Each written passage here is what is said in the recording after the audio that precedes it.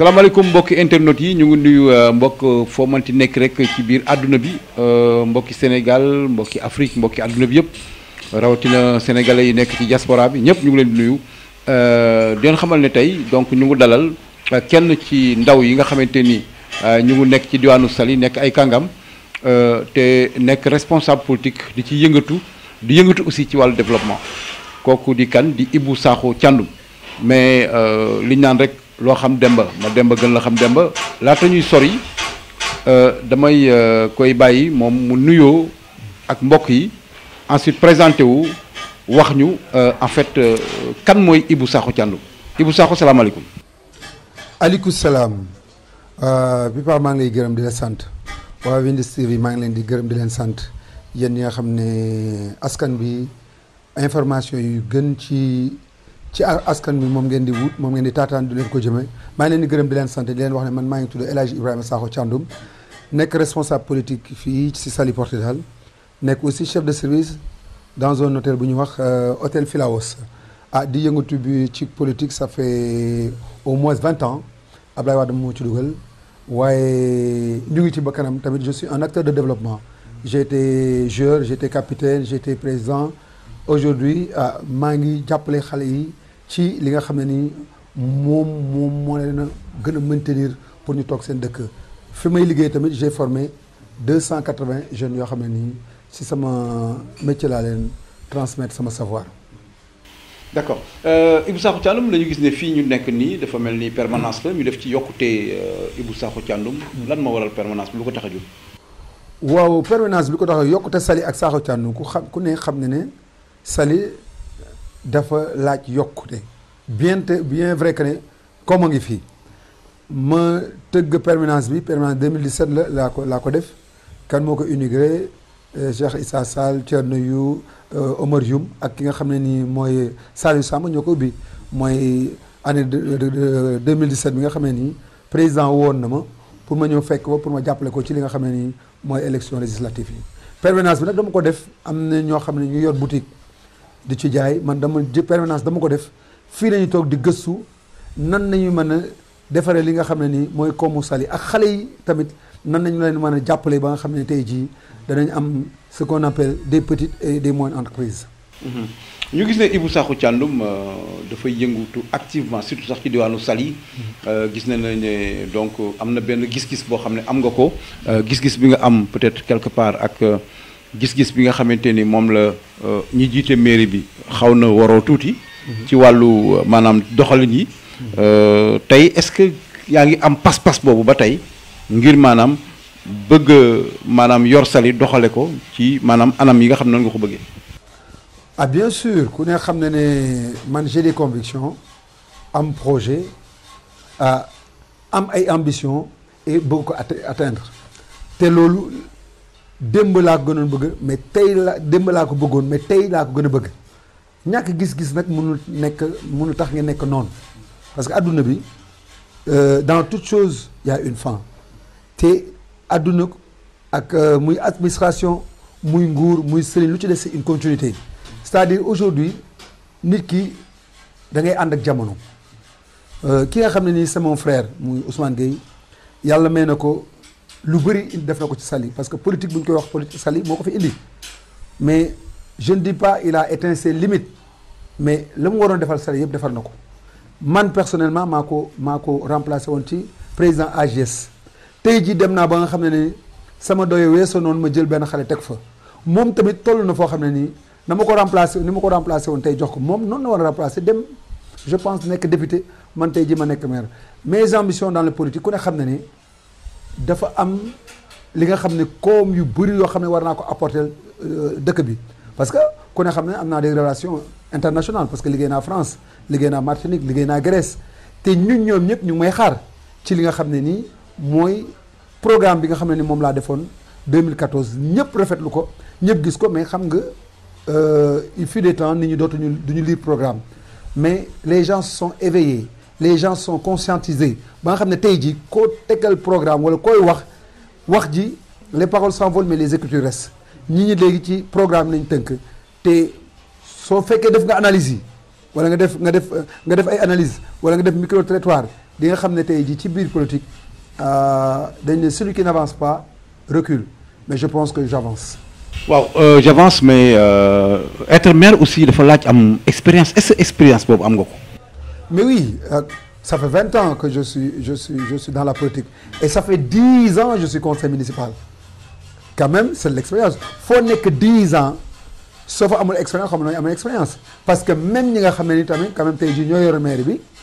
quand même expérience ba nga xam ne amuñu ko parce que compétence ak expérience du benn mais ñun ay compétence lañ parce que ci biir mairie bi dañoo jàng bokkul expérience bi rek kon tey jii ñun yéenu nañ ñu ci kaw pendant des années doon ci suuf il y a des stratégies politiques yoo xam ne ni tey jii defoon nañu ko ba dumañu ci loo xam ne ni loolu kenn mënu ko wax kenn mënu ko jàpp ci xel parce que dañu jàpp ne suñuy wax ba ne boo wax ne collectivité locale c'est la localité qui doit choisir son maire parce que loolu dafa important parce que nit ki ngay dénk sa alal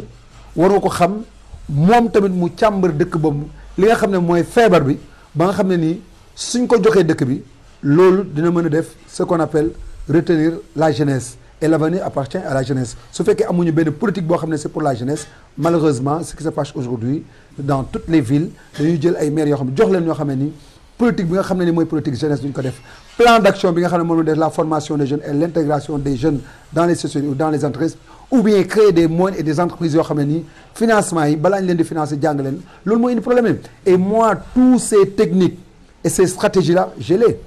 D'accord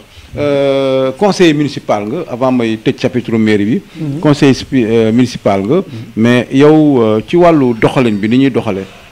maanaam ñi nga xam ne ñoom ñoo gérer yow lan moo la ci déranger maanaam est-ce que yow épouser nga maanaam ni ñuy doxalee wala gis nga ne maanaam ni ñuy doxalee gis nga ne des na. non déranger amuma ci mais xam nga askan bu fekkee dañ la choisir te gënoo cee muus mu leer na am na ñu la gën a muus mais choix la rek. et le choix est personnel su fekkee askan dafa bëri ñu jël teg la bët ne yow la ñu yaakaar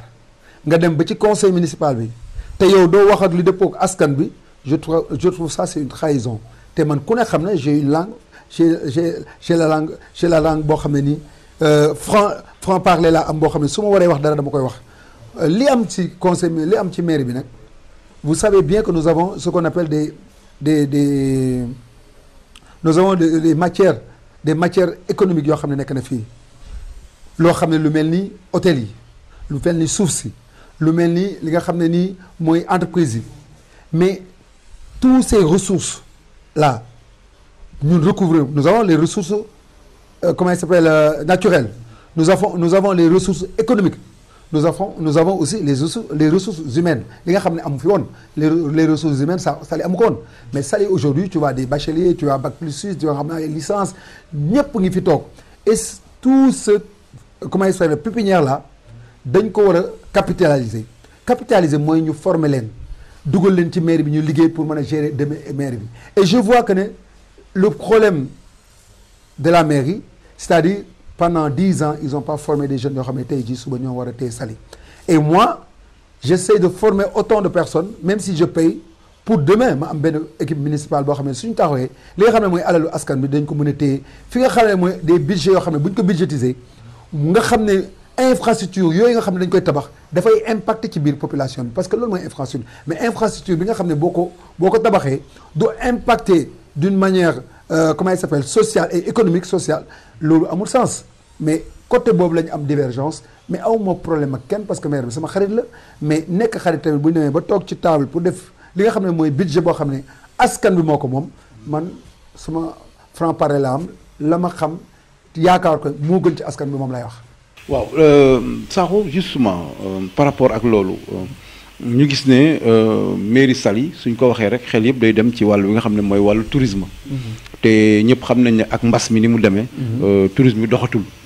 ni mu doon doxee. tey yow en tant que koo xam ne professionnel nga di liggéey secteur bi. alors lan nga xalaat ne war nañ ko mën a def ngir tourisme bi delluwaat place am. waaw je pense que la meilleure chose mooy ñu essayer def ce qu'on appelle une promotion interne au niveau du Sénégal c'est-à-dire le tourisme intégré mooy tey jii ku ne xam na ne Sénégal am na ñoo xam ne ils étaient confinés muy Dakar muy Kaolack muy partout ces gens-là ils veulent sortir mais aussi li nga xam ne mooy bourse bi ñu amoon amatuñu ko léegi lan lañu war a def ce qu'on appelle une promotion wàññi prix yi nga xam ne ni tey jii def chaque week-end nga xam ne nii dañ def une promotion jàllale ko télé nit ñi ñëw te loolu mënul am sans la complicité comité de station bi muy le DG de la SAPCO la mairie et le représentant bu ñu wax représentant du ministre du tourisme sax Aliou Sow mën na ko représenter ces 4 personnes là bu ñu toogee parce que dara boo ko waree def il faut nga boole seeni force parce que ku ne xam ne ne ñun 65% de nos revenus ci hôtel yi lay jógee te dëgg-dëgg nag état bi am na loo xam ne da ko prélever ci li nga xam ne suñu comme la woon moom lañ doon jëlee muy taxe bi muy patente bi yëpp dañ tur comment il s'appelle hôtel yi fayatuñu leen te hôtel yooyu en même temps dañ leen def ce qu'on appelle des mesures d'accompagnement jox nañ leen xaalis boo xam ne mun nañ préserver seen emploi joxaat nañ leen benn xaalis boo xam ne mun nañ ci jël de 100 à 300 millions pour réfectionner seen hôtel kon ñun ñoo xam ne on est commune nous avons pas quand même des mesures d'accompagnement kon war nañoo def li nga xam ne le ministre du tourisme dafa war a ñëw côtoyer le maire ak ki nga xam ne ni mooy directeur de la SAPCO ak les comment il s'appelle le comité de station ñu toog waxtaan càmbar affaire bi nga xam ne ni tey jii dinañ mën a rebondir le tourisme mën a apaiser la jeunesse bi nga xam ne ñu ngi jël pirogue yi di dem à l'extérieur. foofu sax dinaa ci ñëw léegi mais ñu ñëw ci wàllu politique Ibou Sakho Thiandoum wax nga ko léegi nee nga bi nga duggee ci politique mos naa dégg sax nga wax ko sa papa lu dugal ci politique. nga mës a militer ci PDS. mais actuellement yaa ngi APR je peux dire est-ce que du da ngaa rallier da ngaa en fait da ngaa gis ne PDS doxatul nga dem fële quoi. non man ku ne mun nga xam ne Sakho ay principe la am yow yàgg nga ma xam bon PDS dañoo àndoon di liggéey li indi problème bi j'étais le candidat du PDS ñu dem amalgame boobu fekk fi ñu jël beneen yëkk dugal ko ci suuf bi affaire yi wëri bi pundee nga xam ne PDS moo waroon a gagner parce que on avait 2 candidats nous avons la génération concret ak man ma nekkoon candidat PDS te bi ñu demee ci urne suñuy ñaari comment il s'appelle suñuy ñaari surface yi bu ñu ko boolee ñun ñooy gagné mairie bi ça veut dire que ñun ñoo ñàkkal suñu bopp ma ne nag mënuma nekk ci un gouvernement dans un gouvernement divisé loolu duma ci nekk bi élection yi jeexee j'ai démissionné PDS j'ai créé mon mouvement Yokkute Saly ak Sakho Thiandoum la preuve 2014 man rek a dem je suis parti en 2014 te maa jël 3e centre bi gën a ngand maa fa jël 2e te dañoo prolongé de 18h à 22h ñu voté ma jël fa 2e kon xam nga ñu ma leen rawee fan bëri na bi mu jeexee bon Macky Sall en 2017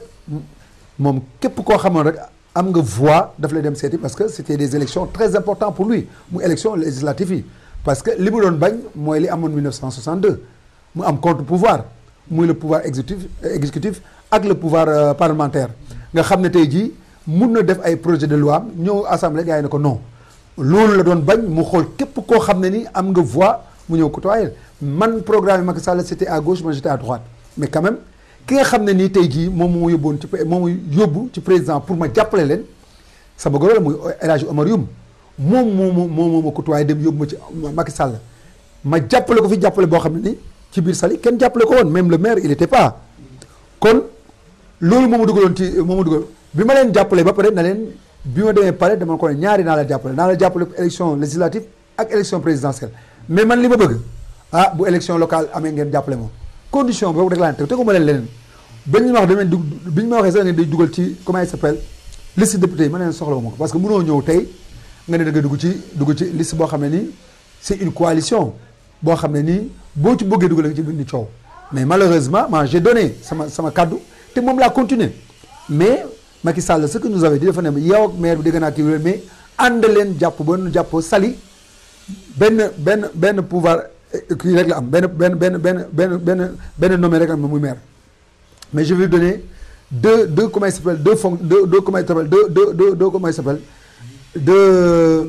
deux nominations encore mais man j'ai respecté samay kaddu. yaa ngi déglu ba léegi. non attends ci élection législative j'ai respecté samay kaddu ba ñu jàll bon bi ñu demee maire bi xëy na il a eu une autre choix mu dem confectionner listam demal boppam man ci constance bi ma lay wax moom laa nekk ma demande ba présidentielle ma jàppale leen maire bi ñëw rejoindre man bi ñu paree laa ñëw toog fii chaise bi kan moo ko moom fii APR amu fi de fii chaise bokk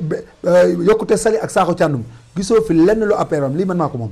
gisoo photo Macky Sall gisoo fi sama photo nga gis sama kii nga fi. kon da ngay jàppale Macky Sall waaye bokkoo APR. non j'ai jamais été l'APR jamais man ci coalition bi laa bekkoon te boo demee réunion dañ naan coalition benn bokk yaakaar man ma bokkoon ci ñi nga xam ne ko jàppale ci coalition bi mais ba ma paree dama ñëw jox sama reculé waat musoo ma benn fekk réunion APR amul. réunion coalition bi nag durant les élections j'étais parce que ci coalition bi laa bokkoon mais j'ai jamais été à l'APR musuma nekk. d'accord voilà léegi tey wax nga ko nee nga El Hadj Omar Youm moo la yóbbu woon ba ci Macky Sall. jamono juñ toll nii ak remaniement bu bees bi gis nañu El Hadj Omar Youm ñu wàcce ko. yow lan la def dafa la def état de choc wala. non pas du tout parce que xam nga àdduna soo nangoo ñu fal la da ngay nangoo ñu fal la. te fal ak fol li sax amu ci jàpp nañ ne dafa am équipe boo xam ne nii moom la Macky Sall wóolu woon pour ñu liggéey pendant 7 ans El Hadj Omar Youm mu ngi ci biir te ku ne xam na ne entre Macky Sall ak Omar Youm amuñu benn réeroo su amee ay nit ñoo ko créé def ko waaye Omar Youm ku ne xam ne ne moom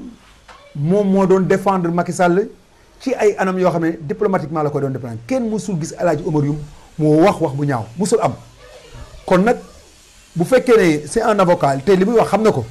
mu doon défendre Macky Sall ci autant de choses di défendre la coalition benn bokk yaakaar ci autant de choses ba tey xëy Macky changé ko digganteem ak moom man xaw ma ko mais xam naa image bi nga xam ne am na ko ci biir département bi image bu baax la kenn El Hadj Omar Youm képp koo xam ne nii wax nga dëgg xam ne du nitu histoire nitu jàmm la te du xëccoog lenn nit te lu ko nit gën a bëgg mu bàyyi la ko te jàpp naa ne dëgg-dëgg mu ngi doon jàppale département bi mais je pense que département de Mbour ñi fi nekk ay kilifa dañ leen war a jàppale Cheikh Issa Sall dañ ko war a jàppale Sall jàppale El Hadj Omar Youm parce que nit ñëpp nekk ci gox yi ñu ngi jàppale seen i leader mais je vois que ne Mbour depuis Demba Diop amuñu ministre mais pourquoi ça parce que xiiroo bi ak ŋaayoo bi la te nit nag man mi tey ji bu ma doon maye ba fekk ay nit ñuy xiiroo ŋaayoo sax li may maye dama koy téye xool ñi nga xam ne nii déggoon nañ ci kàddu ma jox leen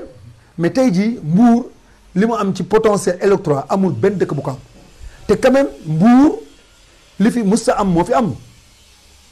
ñoo battre record jël Macky Sall jox ko benn majorité boo xam ne kenn on était en deuxième position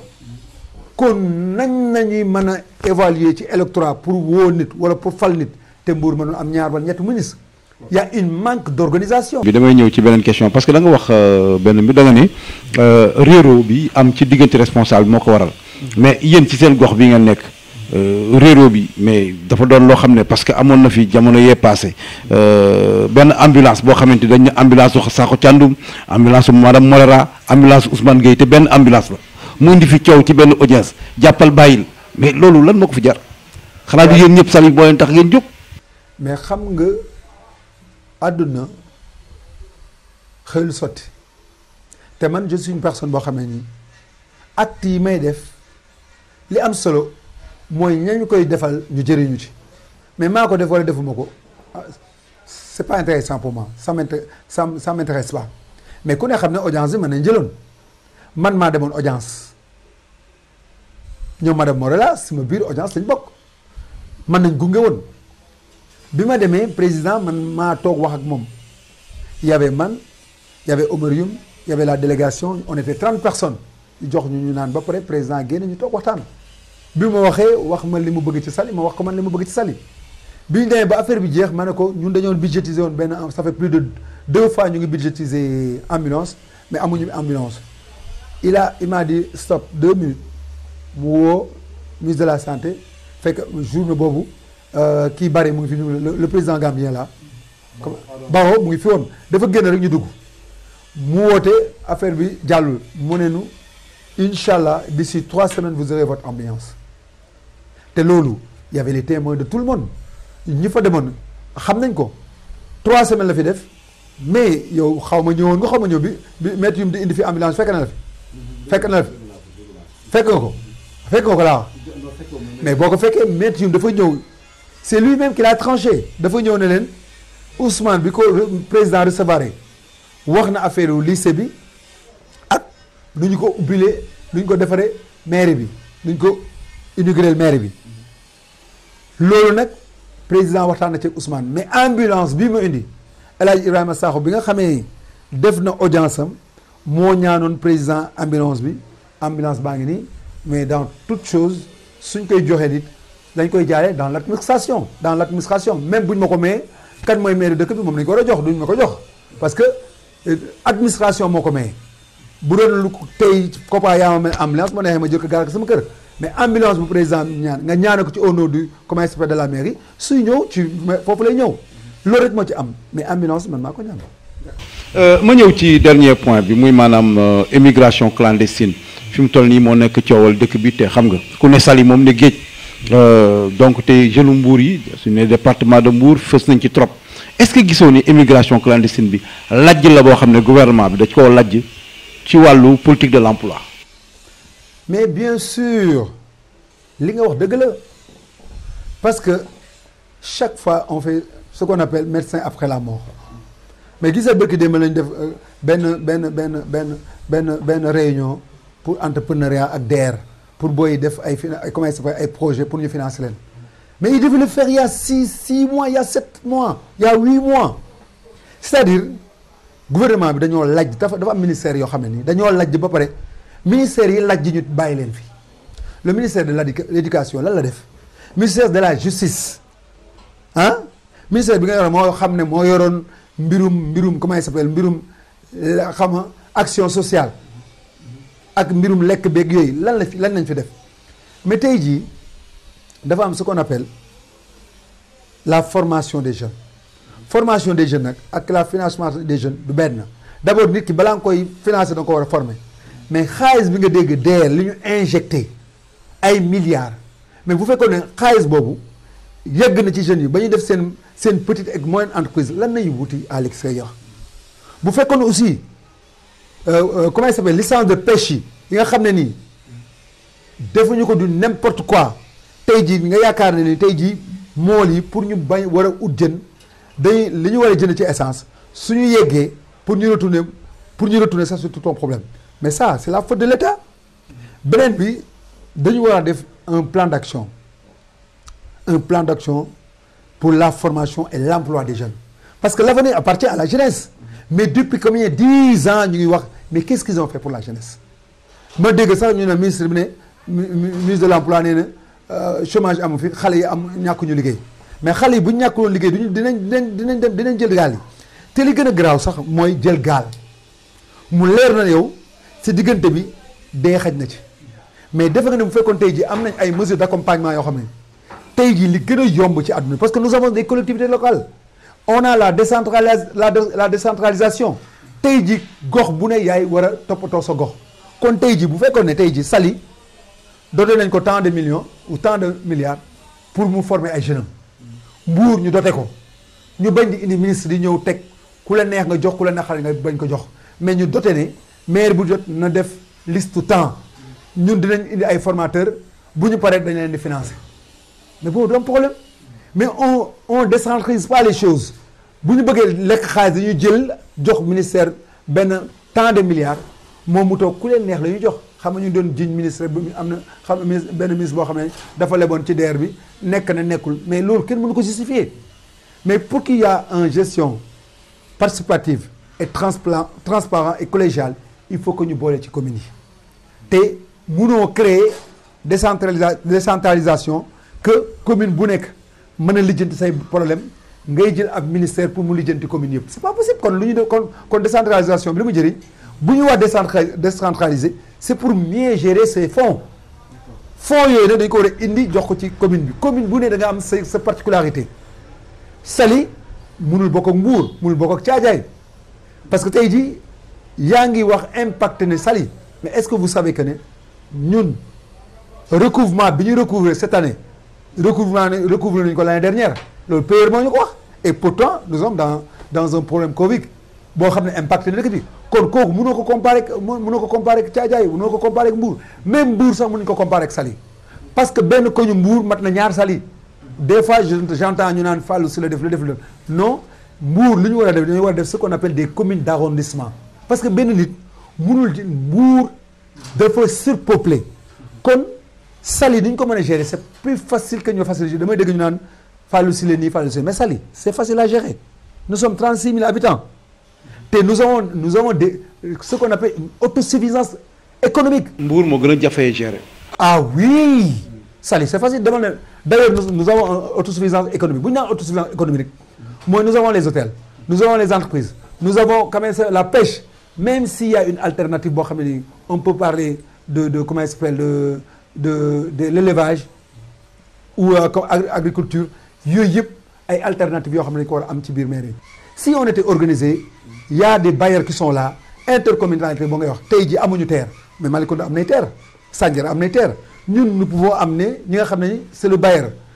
ñi nga xam ne comment il s'appelle Malicounda ak Sandiara indi tool yi muy partenariat gagnant partenaires yi da ciy gagné Malicounda gagné ci Saly gagné ci. d'accord kon yow soo amoon benn conseil booy wax ndaw yi jël gaal yi dem loo leen di wax. tey jii dama ne la réussite n'appartient à personne la réussite n'appelle pas Wade ou Sall ou Diouf il faut avoir des ambitions am projet nga ne projet dama koy atteindre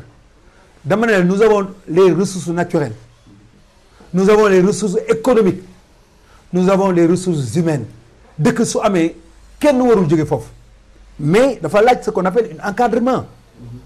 encadrement boobu ñu ngi ko war a defal mooy jeunes yi am na jeunes yoo xam ne ils sont pas conscients de phénomène bi nga xam ne moom lañu def mais ñi jiitu ñoo leen war a conscientiser leen daleen seen xel mooy tey ji ndaw ñi li mu ko état bi li mu war a dafa war a multiplier li nga xam ne ni mooy le financement des jeunes multiplier la formation des jeunes et puis diminuer ñi nga xam ne ce sont des vieillards yoo xam ne ni ils ont 90 ans 70 ans nekk ci bureau yi nekk ci ministères yi ces gens-là il faut laisser la place à la jeunesse et l'avenir appartient à la jeunesse su ma fekkee ne dama am conseil il faut que mu am réajustement ak réorganisation au niveau de l'État et au niveau des collectivités locales ba pare DER ak des autres organes là des organes yi nga xam ne ñoo yor xaalis bi pour financer jeunes yi nañu associer les collectivités locales su ko defee su ñëwee collectivité locale bi ko ne yaa gën a maîtriser quels sont les jeunes yoo xam ne ñoom nañu war a former ak ñu war a former man daal je pense que ne la jeunesse je dis restez chez vous ne vous découragez pas c'est vrai il y a une désespoir total parce que en voyant comment il s'appelle nos autorités lan mooy seen problème ñu ngi nekk ci ay kii yee ministre kii mooy nekk collectivité locale kii mooy nekk nii tey amul état yi ba léegi kenn ku ci génn wax ci affaire mbas mi loolu c'est décourageant mais je dis les jeunes c'est possible restons chez nous ce que vous avez cherché en France on en a ici il faut demander à l'État de soutenir encore les jeunes. D'accord. Dernière question Ibou Sakho Thiandoum ñu ngi jëm ci élection locale cette fois-ci ñu bari nee nañu xëy na duñ ko pousse peut-être que les dés sont jetés Ibou Sakho Thiandoum est candidat pour la mairie de Saly waaw wala déet. Bien sûr je suis candidat à la mairie de Saly pour X raisons. Aujourd'hui je suis l'espoir de la jeunesse parce que quand même j'ai cheminé avec mes pères, mes grands frères, mes tontons et aujourd'hui si l'unique fils de Saly aujourd'hui moo fi nekk tey jii nekk ci ginnaaw Ousmane et je pense que ne Ousmane dina jël leng yi jox ma ko parce que ça sera plus simple pour tout le monde parce que jël leng yi jox ma ko ça va pas dire tu seras maire je peux être son candidat parce que quand même je pense que nit doo tabax boo xam ne nii tabax ko ba bu baax